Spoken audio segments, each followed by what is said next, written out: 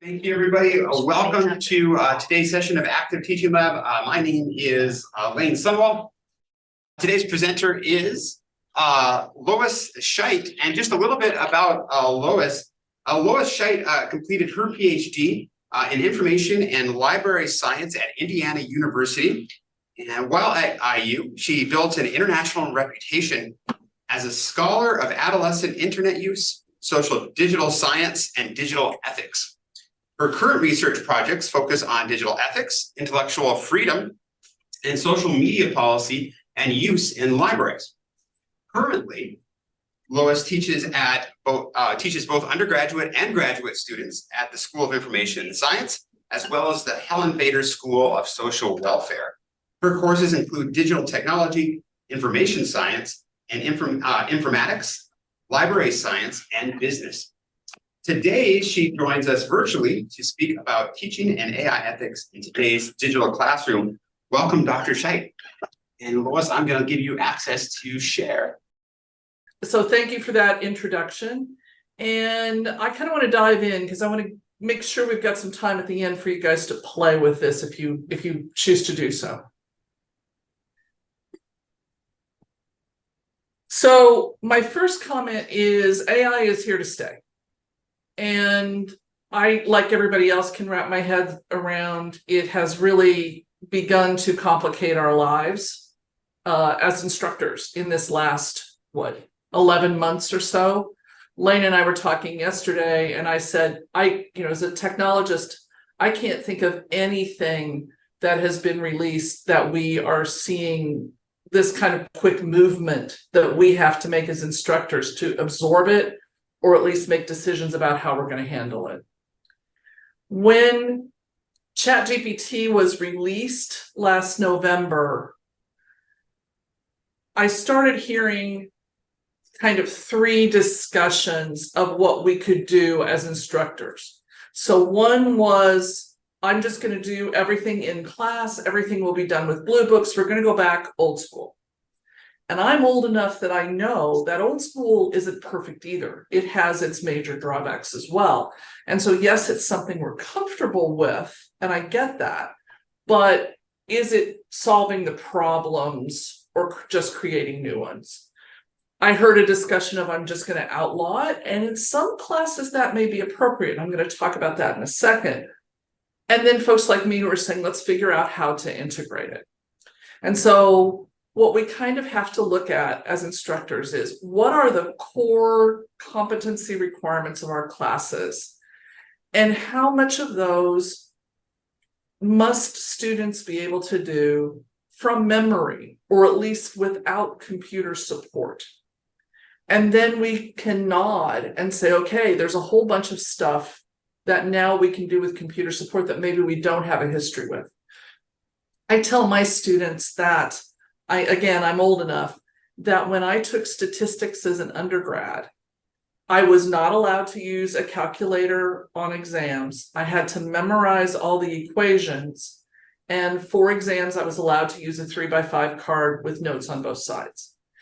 And I remember my instructor standing up and saying that he was making us do that because we were going, if we didn't do this, we would be what we now call de-skilling. We wouldn't be able to do that math in our heads. I'm dyslexic. I've never been able to do that math in my head anyway. And so it seemed very strange to me. Now I look at my undergrad students who are literally taking the very same class, and they have an assigned calculator that they're supposed to have. They get instructions specifically geared for that model on how to use it. They are taught to use statistics programs and how to use that, and nobody memorizes equations because it never made any sense to make us do that. And so I think we're at that weird place right now of making that transition into how do we deal with generative AI. And so, as I said here, we need to teach our students how to do it well. And so I won't say I'm done with this process, but I'm trying to make peace, because we all I think are challenged by this, that if they use an AI and they use it well, and both pieces of that statement must be present, do I really care? And I found for me, when I take a step back, and a lot of times I don't, I honestly don't. If they're doing it well, and I've taught them to do it, do I care? And I don't.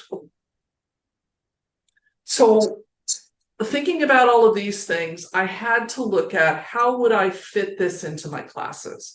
And so I'm an adjunct. I teach full-time for UWM. I also teach at other universities. So you're going to kind of hear a mix of that in this. I teach an intro class, so usually brand new freshmen in this class. I also teach an ethics class that's gen ed across the university. So I get lots of students with very different capabilities and very different experiences in that class. In those two classes, they get an assignment in week 1. And I walk them through. I'm going to show you the assignment in a second. I have so far limited the use of AI in the class to topic generation and outlining.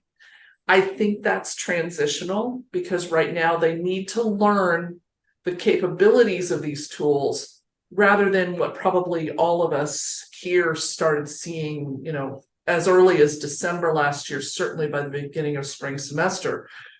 That cohort of students who are looking at AI is, I'll never have to study again. I will just run it through a system, turn it in, get a good grade, and I will never have to learn anything. And so I think we need to move students kind of a stepways with this. I teach a course at another university in digital media and society, and we actually did units on AI and algorithms, and then another week on generative AI. And at the end of that week, for them it's week 6, they got an extra credit assignment. That's basically the same assignment I'm going to show you. And they are limited also to topic generation and outlining. I teach a class at UWM in investigating the dark web. It's cross-listed between grad and undergrad, and I couldn't come up easily with a way to make this part of our course, short of just saying you're stuck with a technologist for an instructor, so you're going to do this weird thing that isn't related to the topic. I've got an idea how to do it for spring, and so that's one of my goals, is to get it integrated there as well. But so you can see, I broke this down based on what's going on with my classes, who are my student population, what's my topic, and I don't think there is one size fits all right now. So teaching them to use ChatGPT. I demoed this over the summer in my intro class. I refined it for the fall, and then I'm looking at revising it for the spring. So the first thing I had to do was sit down and say, what's my logic? What am I trying to do here? And I wanted my students to be able to get a little hands-on experience with a Gen AI in kind of a controlled way. And I wanted them to find the problems themselves. So I wanted them to find that it hallucinates the topics and the discussions and makes up citations. I wanted them to find out that the formatting can be really inconsistent from one interaction to another. I also wanted them to find that according to how you ask the question, you may get a response that says something like, I'm just an AI and I wouldn't know that. And I have stories from my classes and from some of my colleagues' classes where, fall semester, we were getting final assignments turned in from students who hadn't read them and didn't realize that they had turned in something saying, I'm just an AI and I don't know the answer to that question. And so I wanted them to get that feel for themselves. And so as I was thinking about what I could do, I also came up with that, let's expose them to some of the variety of the topics that can go on in the class as well. And so I gave them, I'm going to show you the actual assignment in a second, and it's very stepwise, which is not necessarily how I do my usual assignments.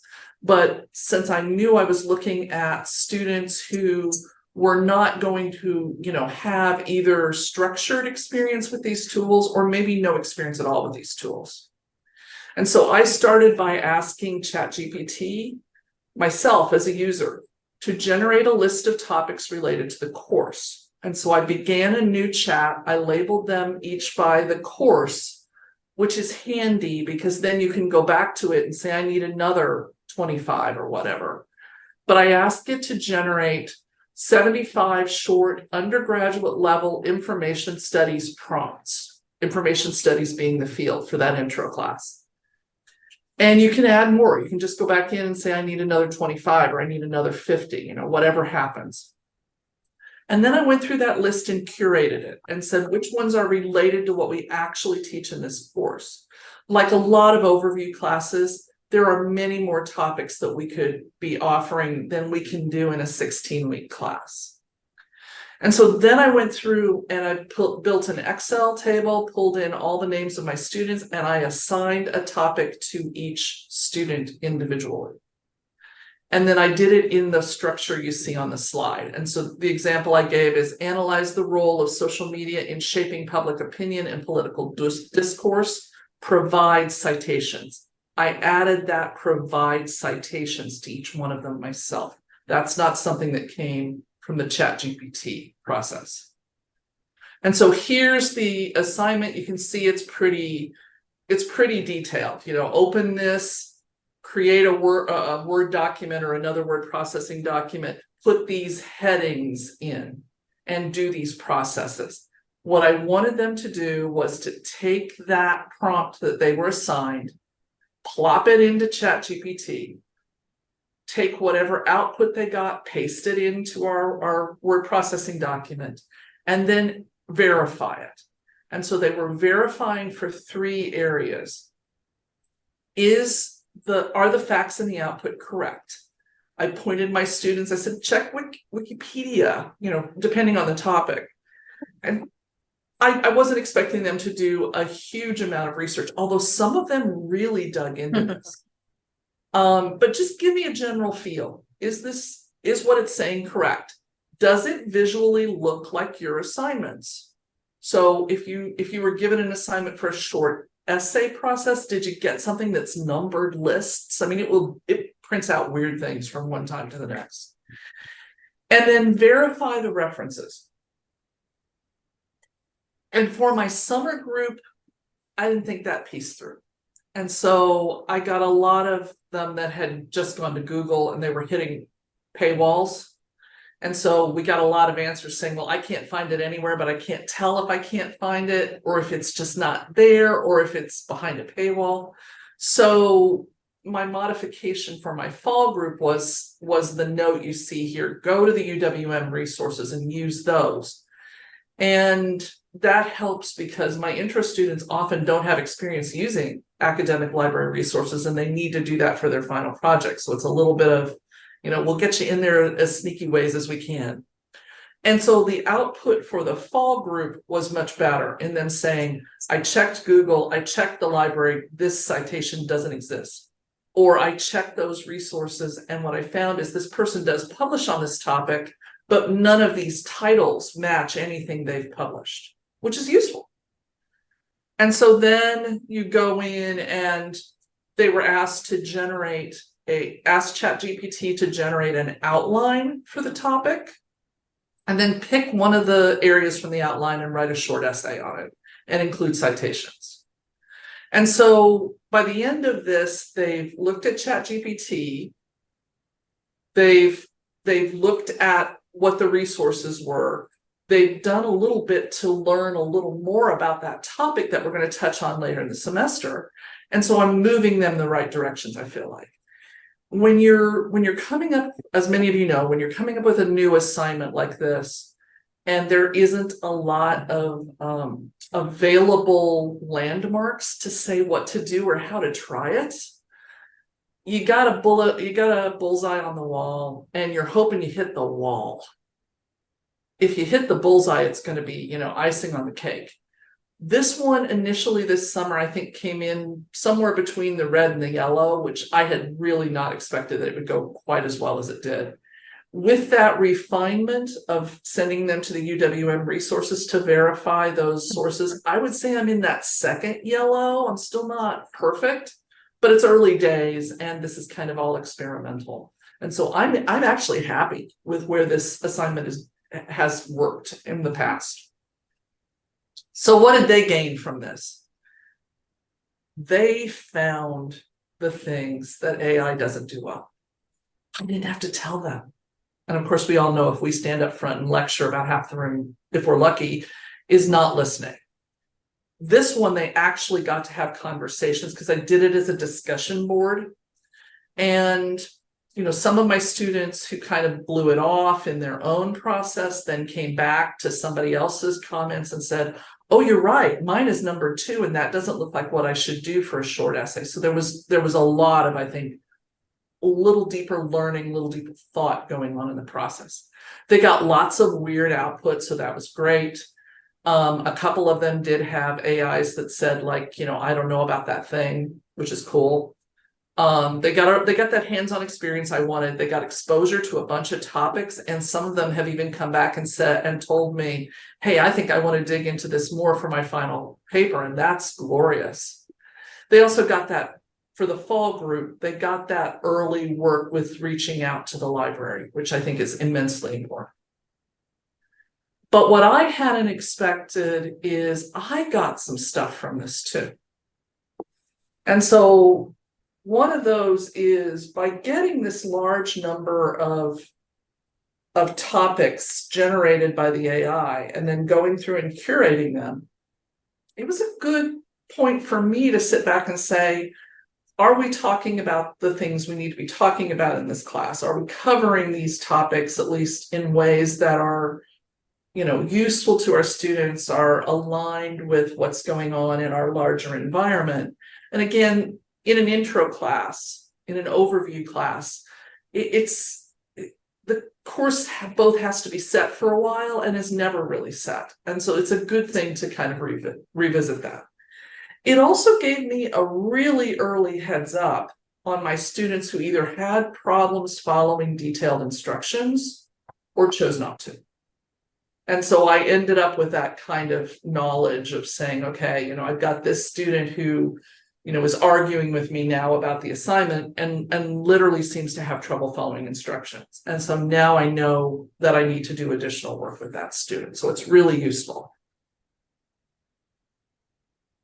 So what changes am I looking at for spring? Like I said, I consider us to be in this transitional period with these tools. We have to learn how to use them.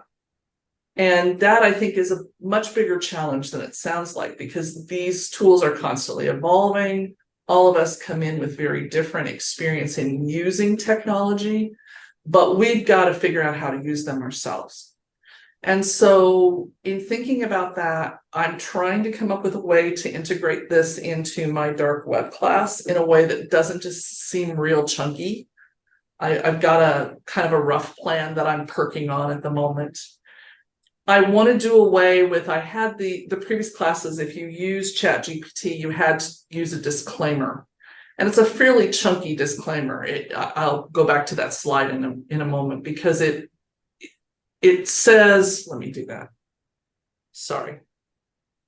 Realizing I should have read it when I was back here. Okay, so here's the disclaimer. I utilized a generative AI program specifically, and then you fill in the blank, as a tool to assist me in either brainstorming and or creating an outline for my written work. And that's the limitations of how they're allowed to use it.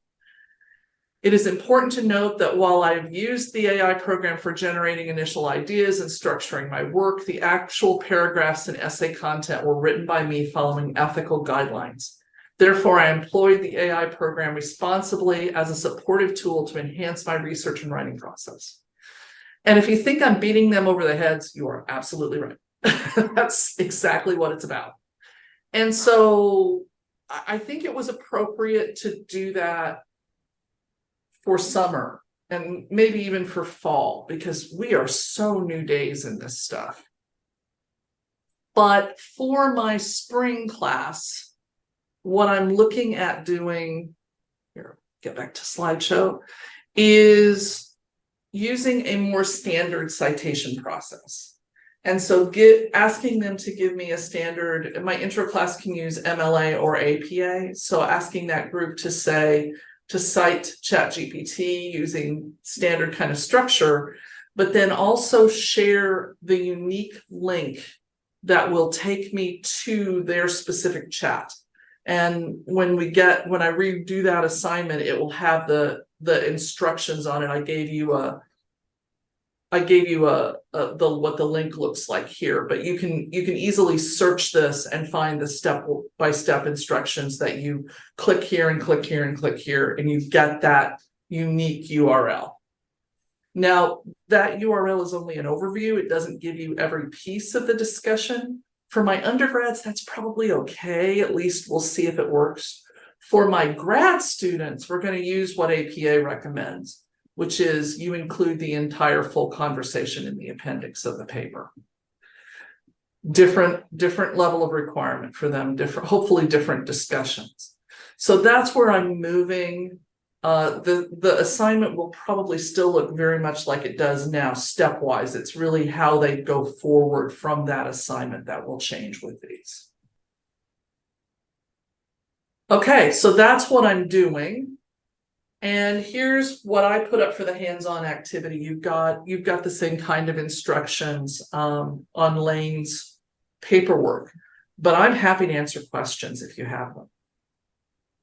Yeah, let's ask questions first, and then we can move on to the activity afterwards. Thank you, Lois. Did we have any questions? Yeah, I do. Hi, Mr. I wonder if you at the information sciences school or at the library, someone is thinking of some type of training and small assignment, because I cannot do this with my classes. I have Spanish to teach. I love what you've done, but it requires, for those of us who are not teaching that, I don't know what I need. I can't do that.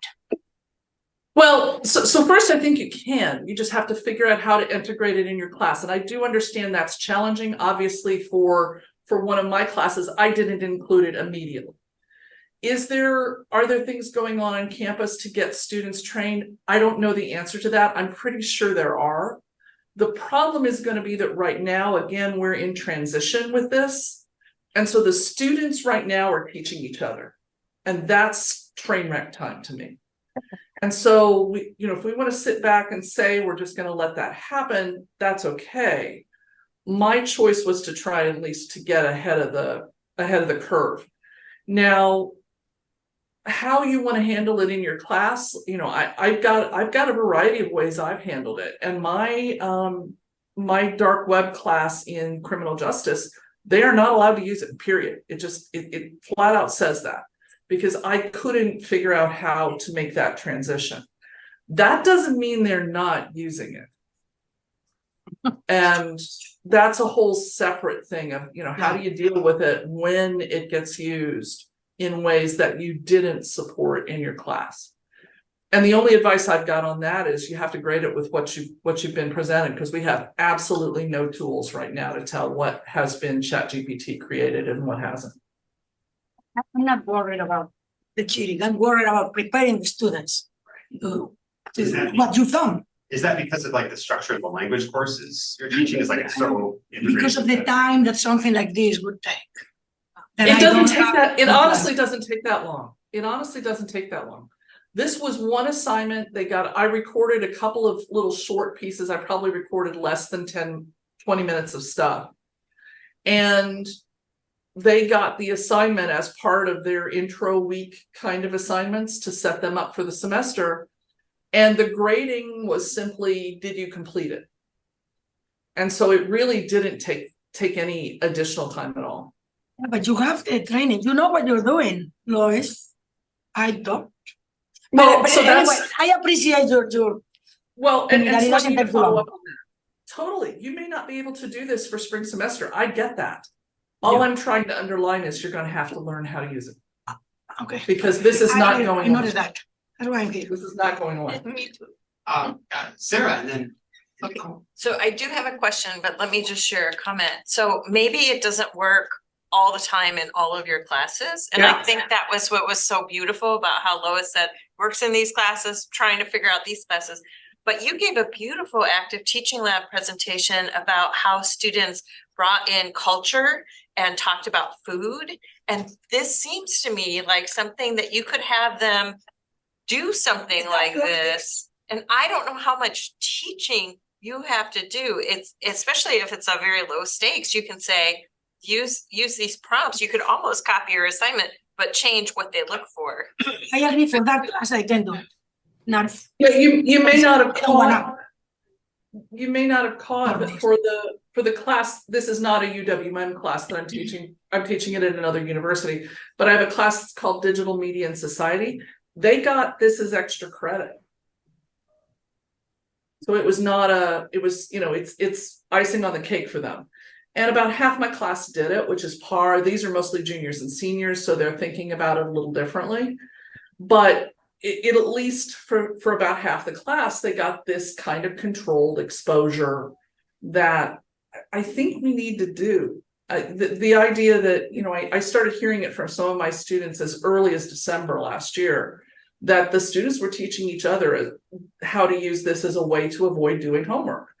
And I think we need to kind of grab that bull by the horns.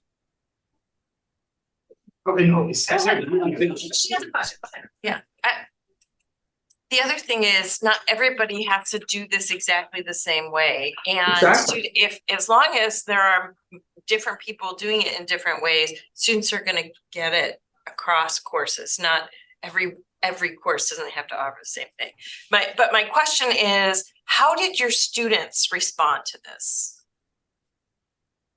Most of them, so the feedback from students was minimal, which I take as a good thing. I had a few students who were concerned because, especially in the summer class, because I couched this as an experiment that we were all kind of doing together. And I had a couple of international students who were concerned because their conversion of the word experiment into their history was not a positive kind of thing. And so we got to talk it through that we were just trying this and the stakes were low. I mean, literally everybody who did it got the credit because that was what it was about. This semester, the only kind of neat feedback I got was I now have a thing that says if you're not comfortable giving the sign up credentials to ChatGPT, reach out to me and we'll work something else out, because this is an assignment for the course for points in that class. I had one student reach out to me and say, I'm not comfortable giving my email address to something that's not within the university firewall. Totally agree, totally get that. That student also brought to me the option of using Bard, which everybody already has access to. And I said, cool. And so we got that other additional perspective of a different tool in the program. Otherwise, I have heard very little, and I take that to be positive, that nobody, if they don't love it and they don't hate it, I think we're doing okay. Thank you. Thank you, Sarah. Noelle. No, Yeah. sorry, I did. That's okay. No. Yeah, thanks for this presentation. I'm just thinking ahead to spring semester when I Can you help me? Oh, sorry, just I'm coming. Who else that?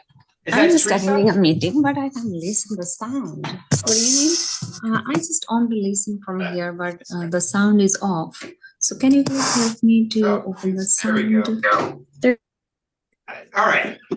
All right. Sorry. I'm just thinking ahead to spring semester when I'll be teaching a graduate seminar to mostly PhD students. And I could see the value in this both for them, their own learning, but also for them to start thinking about the fact that they're going to be encountering this in their classes. Oh, So yeah, big time. I was interested in just hearing a little bit more about changes you would make in this assignment for that audience. So I see, I noted that there's an APA, is that the American Psychological Association? Yeah. recommendation? Okay, Yeah. about how to cite the full conversation. So I can look that up myself, but I wonder if you have any more to say about kind of targeting this for graduate education as opposed to undergraduate? Yeah, I have my dark web class is cross-listed, and so I'm kind of dealing with that myself. I get PhD students in that. They're primarily master's students though. For them, they may end up with a slightly separate assignment that has them digging into it a little more deeply. For them, I want to see a conversation that has helped them build out this stuff to a deeper level. Most of my undergrads are just taking that prompt, plopping it in, taking the stuff and running with it. Whereas the real strength in an AI program is what is the conversation that can go on to say, well, that's really good, but I need to dig a little deeper into this piece of it. So kind of the refining process of how you go back and forth with it. Okay. Exactly. And where I think where our graduate students can go much deeper with this is, first, AIs aren't smart. AIs don't know things. They are simply dealing with probability, at least in 2023. This may change tomorrow, who knows? But right now, if I type in the word pepperoni, it's probably not going to suggest that the next word is ice cream, because it's going through its learning database and saying it's much more likely that the next word is going to be pizza, at least in a US context. And so being able to manipulate that, being able to look at it and say, I need more depth here, that doesn't make any sense, let's look at something else, and understanding that it doesn't know the answers. And that's a kind of a struggle with my undergrads in some ways, because they're looking at something that can give them quick feedback, a quick, output, as it must know things. It doesn't know anything. And so that, I think, is something you have to dig into more with PhD students. Yeah. Now, I think the real challenge for our PhD students is going to be much the same challenges we have, which is you got to learn to use these things. I told my digital media class, I asked how many of them had younger siblings, and about half the class raised their hands that they had younger siblings in high school or in middle school. I said, they will know how to use this much better than you will. And that's probably true unless you put in an awful lot of effort. And, I certainly, I know enough to get myself into trouble. I would not consider myself a ChatGPT expert on any level. Thank you so much for the question. I have a few comments online, and some questions as well. I'll let Teresa, could you please ask your question? Yeah, I just really have a comment. I work at the Waukesha campus, and we have really good librarian supports that do academic classes. So the people that are saying, well, I don't know how to put this together, I'm immediately thinking, I'm going to take this to my librarian and have her put together a assignment and a class for my students. That's how I'm thinking about it. So that might be an option for some people. Yeah, absolutely. And I come from the library and info science world, so I'm always bragging on our librarians. Absolutely. Thank you very much, Teresa. I really appreciate that. And our next question or comment is from Sarwat. If you feel free to go. Thank you. So Louise, I hope I'm pronouncing your name right. I'm kind of in an interesting space as well, just like you, because I've got a master's in computer science before I moved to social work. And I've been experimenting with different AIs. I generally use ChatGPT and Bing, and I'm also doing my PhD. This semester, I'm kind of in a lucky space, or, well, there are pros and cons to everything, right? I'm a RA, so I'm not a TA this semester, so I'm not really teaching, but I've been helping one of my my peers who's teaching in designing quizzes and tests. Now, I know there are different type of people. Some people are like, no, nobody should use AI. I'm of that belief that once people will graduate, whether they're undergrad or graduate students, once they graduate and they enter the workforce, there will be some expectation that they need to know how to use these tools. Absolutely. And there's no way, like nowadays, nobody's going to say you cannot use a calculator. There will be a time that people will say you cannot use AI. It's just not going to happen. So it's better we prepare people. But I was helping my colleague in designing quizzes and tests, and she would be making them, and then I'd be solving them without any knowledge of the subject matter. And I would be using different AIs to try to get the answers, and then sharing the information with her, and we would be changing the questions in ways. But what I want to know over here is that, is there a strategy where someone in social work or CJC, criminal justice, can, first of all, how can we change? Now, this is again my personal opinion, and people don't need to agree with me. This, what I want to say, AI phobia, how can we help professors embrace it? Because it can do good. I have no answer to that, because I am still seeing faculty who drag their feet on using Canvas because they want to, go back to the real old days, and let's post student grades on the faculty member's door, which of course we can't legally do anymore. Yeah. There will always be some faculty who will make the choice on their own to say it's just outlawed in my class, and no one gets to use it because I'm not going to learn how to use it.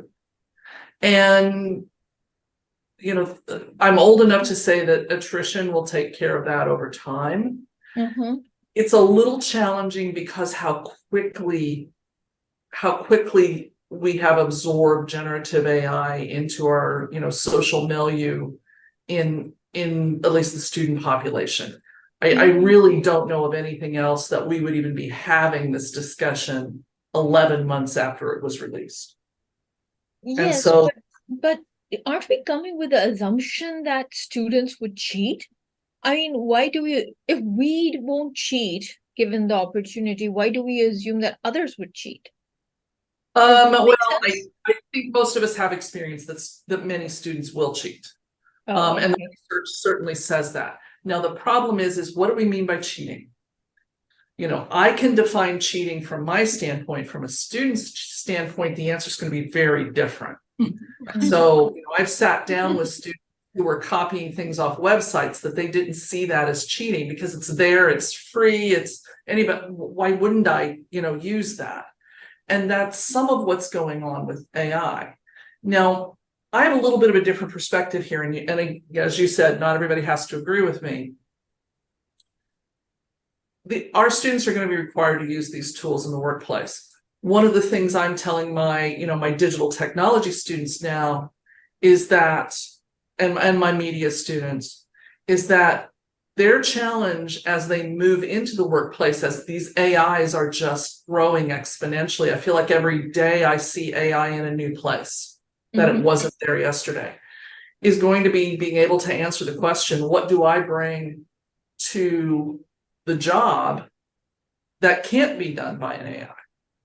And I really think the only way we can prepare them for that answer is to understand how AI works and how we can integrate it into what we're doing in the classroom and what they will be doing once they get out of it. It's going to take a while. I have told students, I figure that the AI world isn't going to settle down for at least 3 to 5 years. I agree. Maybe a little, it may be longer, it may be shorter. That's just simply my guess. But I figure in 3 to 5 years, all of us will either have the assumption that they know how to use it because they've been taught in structured ways through other classes, or we'll have to be teaching them how to use it in our classes. Thank you, Sarah, for the question. I really appreciate that. I need to move us on to a comment from Mark, which will elicit some more discussion, I am sure. But Sarah, if you need to continue the conversation, please feel free to reach out to me, and I'm sure Lois would be happy to answer those questions as well.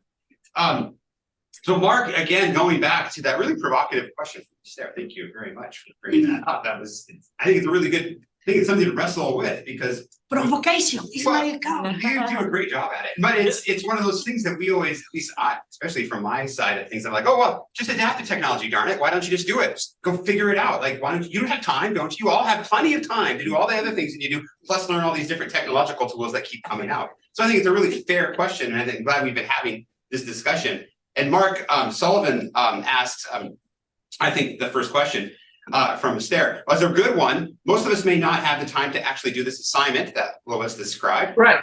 It's a great assignment. So my follow-up question would be, what Lois or anyone thinks is the most important thing students should learn about AI?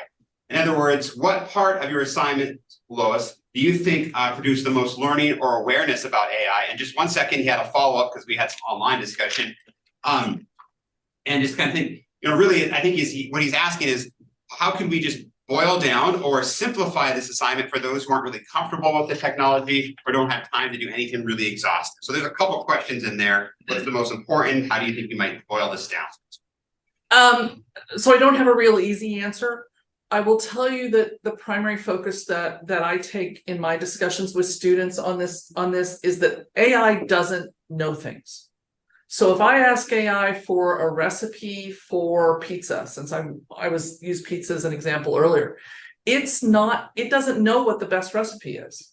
It's not going to go through and do some sort of evaluation between, does Food Network have the best one or does some restaurant publish theirs and have the best one? It is going to go through word by word and do a probability analysis of everything that's in its database. And with ChatGPT 3.5 that we have right now, it's a controlled database. It's not yet completely open to everything on the web. And so it could theoretically decide that we need to add arsenic to our pizza because for some reason that word triggered something else and that came up as what the next probability would be. Now we're talking. So we need to get That's how Skynet I'm gets sorry. us. That's how Skynet gets us. It tells us to put arsenic in our pizza and we start doing it. Well, and students don't understand that because they're largely looking at this the same way they look at like Googling. They're looking at that if they go into Google, they're going to get a list. The list is going to be the site at the top. The algorithm has assessed as being what other people believe to be the most useful. Because I can have a whole discussion on reliability. That's a whole different thing. This is really quite different than that. And so getting them to understand that in some way, I think is extremely useful.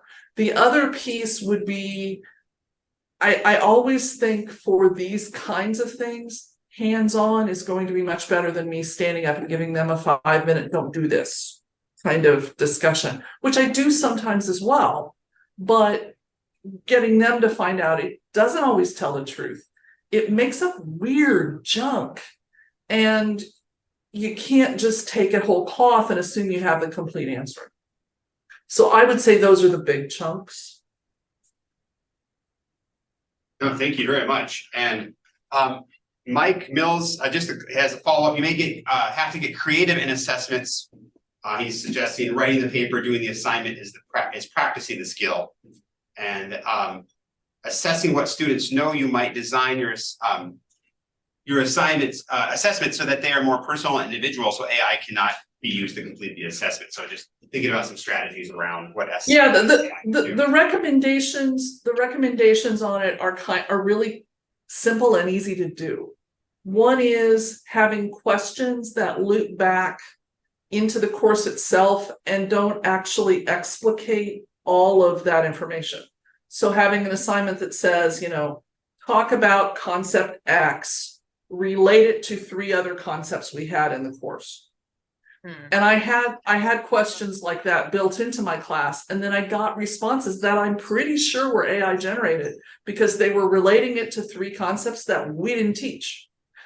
And I never had to call those students out as saying, I think you used AI. I simply had to say, oh, we didn't talk about those things. Here's a C. And so that the problem kind of solves itself in that way, that they found out, wait a minute, we didn't talk about those things, or I didn't know that we didn't talk about those things, which is a whole separate issue. Totally saying this without my wife's permission, but she teaches a class, a history class, an intro level history class online. at Minot State in North Dakota. And she's found that when she asks students questions about pictures or images, especially like political cartoons that have like just tons of symbolism in it, that the students are having a tough time using AI to answer those questions, because they can't just pop it in and then the AI addresses, oh, this is the individual, bowing before this individual. This is what this means. This is liberty. This is Robert E. Lee. These are, it's about Reconstruction. And so she's like, what these things, these symbols that are in the image mean, is having a tough time pulling that out, or students are having a tough time using AI to get that out. And so just different things. Yep. Now, the answer to that is right now. Yes, right now. It's always right now, isn't it? Today. Tomorrow. Today, that's what she's finding. It's going to be different. Yeah, I do an assignment. This is not a new assignment, but I do an assignment where I tell the students to go, they have to go to chapter page within an article that we read and pick one or pick two of 6 items that are on the list and discuss it. And it should not be brain surgery. It really shouldn't. But, a percentage of my students didn't make that choice. Now, did they pick something randomly and do it on AI, or did they just, pick 2 things out of their head to write about?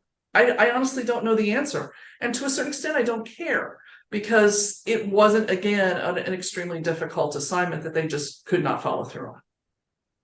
Well, thank you everybody for the discussion. I want to give us a little bit of time to have, again, that guided walkthrough of some AI and just kind of see some of the results that are popping up. Because again, as Lois was explaining, doing something and interacting with it is a lot better than just having Lois and I coming up there and talk to you about it. So right now, I've been kind of giving you a little bit of warning online and face-to-face. What we are going to do is we're going to go on the back of the handout sheet, or if you're online, it's the second page. And we are going to use ChatGPT or another generative AI. And if you have a Microsoft account or a Google account, you can just go to Google or Bing. Can't believe I'm recommending people go to Bing, but hey, here we are. Inspiring the world.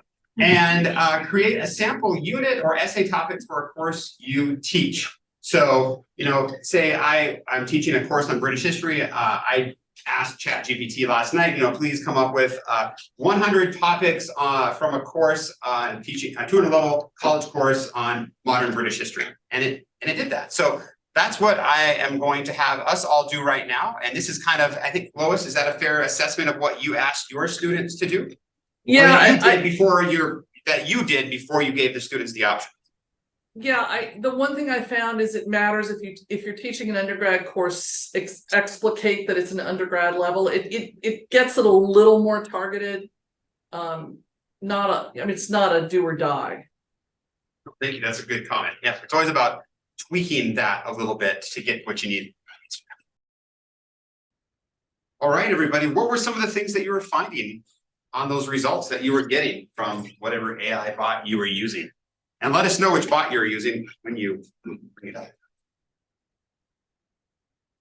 So, yeah, go ahead, Sarah. So I use Google Bard. Okay. I already have Google. But I asked it to tell me about 100 topics for work-life communication. And it did a dismal job. Nice. Because it gave me topics on communication, topics on work, topics on life, skill building activities, final projects, case studies, and then the bonus topics include communicating with pets, communicating with plants, communicating with aliens if they exist, communicating with the universe, and the future of communication. How do you communicate with the universe? That seems like a matrix question. I don't know, but if my students use this would not help them. But is that an undergraduate class or a graduate level? I didn't specify grad or undergrad. I just said, give me 100 topics for work/life communication. Nice.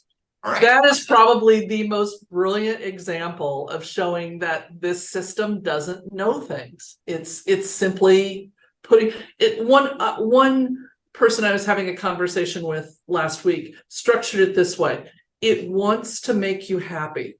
And so it's going to put a bunch of things in, if you can figure out what structure you want, it's going to put a bunch of things into that structure because it wants to make you happy. It wants you to like your output. And that's a great one. I would love to see the essay on communicating with aliens. If they exist. If they exist, In parentheses. if they exist. Anybody else? What else did anyone else find on this topic? How well did it do? Yeah. Oh, I'm just noting, Oh, just okay. in the chat. Oh, Anne, It's ready thank you, to go. Anne. And I just asked ChatGPT this question. It provided me with a list of 6 real books and authors. It provided short descriptions of each text that seemed pretty accurate. All right. But I wouldn't hold my breath that it's gonna do that every time. That's the problem. I did positive psychology, because that's a theme that we use in our EAP 101 class for rhetoric, and they kept a really good list, lots of different things. It'd be helpful for looking for articles that we can have students analyze, you know, in these different themes, because we like to change kind of the focus every semester. So Thank you. That was exactly what I was looking for, because this was something that Lois and I were talking about as well. That she was finding, and I'm putting words in your mouth perhaps here, Lois, but that this was really helpful in looking at some aspects of the course that you didn't think about, right? Yeah, exactly. It's like you doing. Go ahead, Lois, please. No, exactly. I mean, it's an overview class. We've got 16 weeks. We can't cover everything, but it was really useful, a useful exercise going through and curating those lists and saying, well, why is it coming up with this same topic over and over? And we don't really talk about it that much. Is that something I need to consider making a change? Yeah. Yeah, I did mine on British history, since that's something I know a little bit about on modern British history. So please provide 50 themes or topics that could have been covered in a 200 level modern British history course. And it did a really good job. It covered politics really well. It really was fascinated by the Falklands War. I mean, it had like 3 topics in there. I'm like, wow, that's a pretty big one. But it did have some things that maybe I wouldn't have thought about as well. It's like, oh yeah, there's some questions in here that I would have thought about a little bit differently, I wouldn't have brought up. And so this is really interesting. I'm really glad it did that.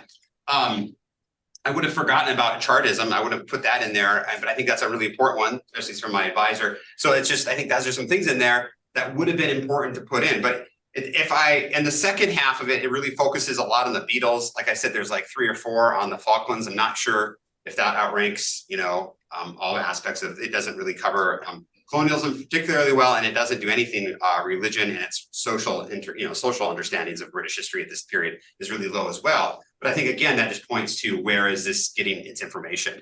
So again, this is one of those things that I think is really important. Going back to Mike's question, like what is really important to show the students is that it doesn't know everything. It's just giving you statistical probability. It's going to make lots of mistakes, and really getting them to see those mistakes in action, I think is really impactful. And so I think that's something that I would. If I can throw in we've had AI for a very long time. So this is not new. What's new about ChatGPT and Bard and the others is you can have a conversation with them. And so you could easily go back in, like on Lane's example, and say, give me 25 prompts related to religion in this period, or give me politics in this period. Same with our discussion about life and communication. Maybe it needs to be fed the discussion of what the course really is, to kind of help it know how to target it. But you can have long running conversations to try and get it focused where you need to be, which is, another way that it's very different than just doing a Google search. Thank you. Oh, very, yeah. One more I was just looking at the second part of this assignment here to ask to find some sources. So interestingly, I asked for sources for the first 5 topics on this list, and it said unable to provide direct sources to specific materials. Right. That was interesting. When I asked for sources, it was giving me a list of sources I knew very, very well, and then some that I had never heard of at all, and that's where my flags started popping up. So there was red flags were popping up on that one. But yeah, so it is good. I think absolutely there's some really good stuff that, like, oh yeah, I forgot about this guy or this author, and so I think that's something do follow up when you get a chance. I'm afraid though that I have to wrap this all up. Thank you everybody for your attendance today. I kept you 1 minute over. I do apologize for that. But have a great day and take care. Thanks for those of you who were able to join us online. Thank you so much to Lois for coming today. Take care.